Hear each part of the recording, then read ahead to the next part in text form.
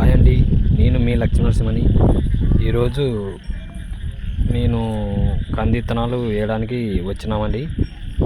అంటే కందులండి, కందులు విత్తనం వేయడానికి వచ్చినాము.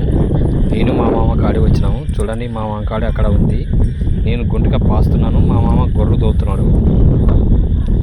చూస్తున్నారు కదా, అక్కడ మా మామ కాడి అండి, గొర్రెలు తోలుతున్నాడు. 6 ఎకరాల పొలం అండి, 6 ఎకరాలు ఉంటుంది. చూస్తారు కదా, పొలం బాగా దాదాపు 6 ఎకరాలు ఉంది. కాకపోతే ఈ వీడియో తీసేది నేనే కాబట్టి నా ఫేస్ సరిగా కనబడదు, ఎందుకంటే నేనే వీడియో చేస్తున్నా, వేరే వాళ్ళు తీయడం లేదు. ప్రతి వీడియోలో నేనే తీస్తుంటాను కాబట్టి నా ఫేస్ కనబడుతుంది. ఎందుకంటే నేను వీడియో తీస్తున్నప్పుడు నా ఫేస్ ఎలా కనబడుతుంది. నేను ఇప్పుడు నా ఎత్తులు ఇక్కడ ఆపాను, ఎందుకంటే అదే గుంటిగా పాసేది, గొర్రు విత్తనం వేసేటప్పుడు గుంటిగా పాసేది అయిపోలే కదా, అందుకే అయిపోయింది అది. మళ్ళీ తర్వాత వస్తే నేను చూస్తున్నారు కదా, బాగా చూడండి.